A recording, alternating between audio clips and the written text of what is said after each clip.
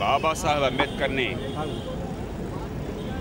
కేవలం ఒక దళిత నాయకుడిగా చూస్తే ఈ జాతి చాలా చిన్నపోతుంది. ఆయన ఒక జాతీయ నాయకుడు, సాంఘిక అసమానతలకి, పుట్టుకతో వచ్చిన వివక్షకి వ్యతిరేకంగా జీవితం అంతా పోరాడిన ఒక మహోదాత్తమైనటువంటి మనీషి. అందుకే లోక్సత్తా జాతిపిత బాపుతో సమానంగా బాబాసాహెబ్ అంబేద్కర్ని తన పతాకంలో పెట్టుకున్నది. 3 కారణాలుగా అంబేద్కర్ ఈవేళ జాతికి అవసరం.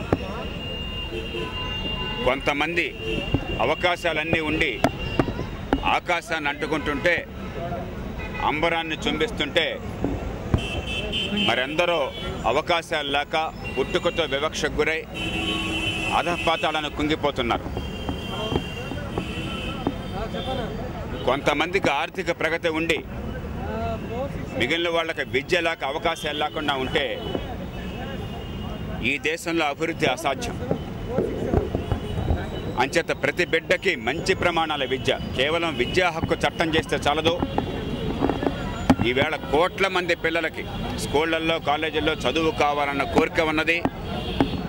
తల్లిదండ్రులు ఎంతో తపన పడుతున్నారు, త్యాగాలు చేస్తున్నారు. కానీ 100కి 90 మందికి పనికిరాని విద్య అందుతున్నది. ఈవేళ మన ముందున్న అత్యంత కీలకమైన కర్తవ్యం అందరికీ అవకాశాలు అందాలి అని చెప్పంటే, అత్యుత్తమ ప్రమాణాల విద్య కులంతో, కుటుంబంతో నిమిత్తం లేకుండా ప్రతి బిడ్డకి అందాలి. డబ్బుతో నిమిత్తం లేకుండా మంచి ప్రమాణాల ఉన్నత విద్య, నైపుణ్యం, అర్హత, ఆసక్తి ఉన్న ప్రతి బిడ్డకి అందాలి. ఈవేళ బాబాసాహెబ్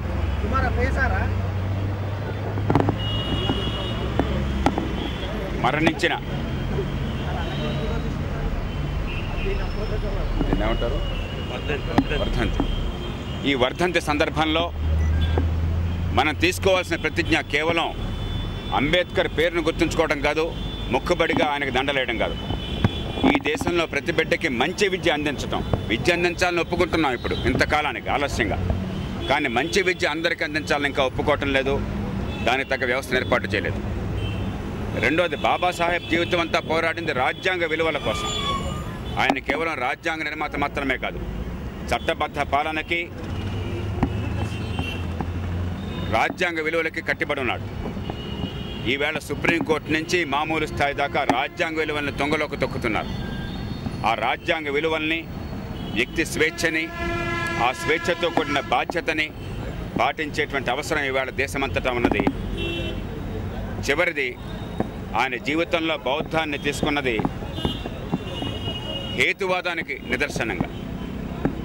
దైవం అంటూ ఉంటే, లేకపోతే మతం అంటూ ఉంటే బౌద్ధం మాత్రమే హేతువాదానికి, తర్కానికి లొంగే మతం.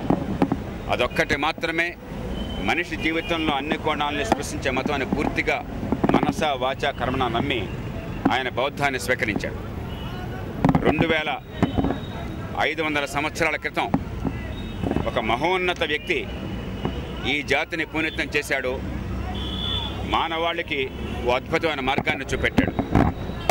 ఈవేళ కూడా ఈ అలవాటు, ఛాందసం, అభ్యాసం, సాంప్రదాయం అనేటువంటి ఈ ఎడారులు ఈ దేశంలో విజ్ఞతని, ఆలోచనని చంపేయకుండా దూరదృష్టితో, విజ్ఞతతో, హేతుబద్ధమైన వాదంతో సమాజం నడవాలంటే ఆ బుద్ధుడు చూపించిన మార్గం కావాలి. దాన్ని మళ్ళీ అంబేద్కర్ గుర్తు చేశారు.